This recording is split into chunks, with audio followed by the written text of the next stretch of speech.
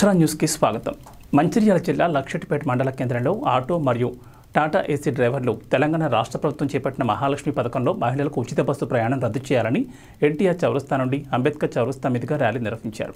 అనంతరం డ్రైవర్లు మాట్లాడుతూ మహాలక్ష్మి పథకం కింద మహిళలకు ఉచిత బస్సు ప్రయాణం వల్ల ఆటో డ్రైవర్లకు జీవనోపాధి లేక మా కుటుంబాలు రోడ్డు మీద పడుతున్నాయని, నిత్యావసర సరుకులు మరియు స్కూల్ ఫీజులు కట్టలేక ఇబ్బంది పడుతున్నామని, మా మీద దయతలిచి మహాలక్ష్మి పథకాన్ని రద్దు చేసి మమ్మల్ని ఆదుకోవాలని కోరారు. అనంతరం మండల రెవెన్యూ అధికారికి వినతి పత్రం అందజేశారు.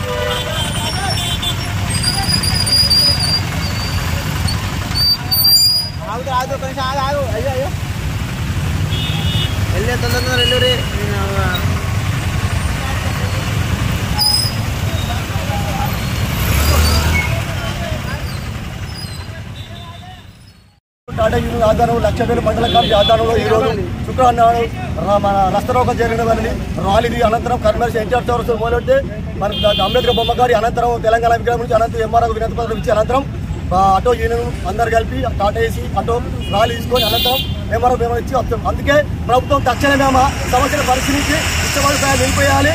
ఆటో కార్మికుల గురించి సీఎం గారు పట్టించుకొని చొరవ తీసుకోవాలి. తక్షణమే బస్సు ఇష్టపడి ప్రయాణం నిలిపేయాలి. ఆటో కార్మికులు కదా.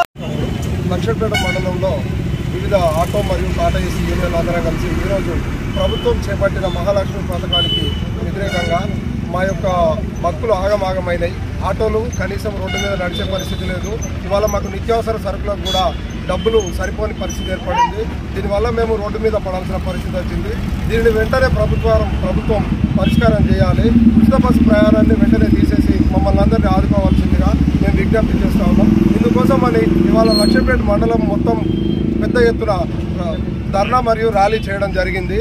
ఇందుకోసం కరీంనగర్ చౌరస్తా నుంచి వెళ్ళి ముక్కూరు చౌరస్తా మీదుగా లక్షపేట పాత బస్టాండ్ మీదుగా ఎంఆర్ఓ ఆఫీస్కి వెళ్ళి అక్కడ ఉన్న అధికారికి మా యొక్క బోర్డును వినిపించుకోవడానికి వినతి పత్రం అందజేయడానికి మేము వెళ్తున్నాము. మాకు ప్రతి ఒక్కరు సహకరించి మా ఈ ప్రయత్నాన్ని విజయవంతం చేయవలసిందిగా కోరుచున్నాము.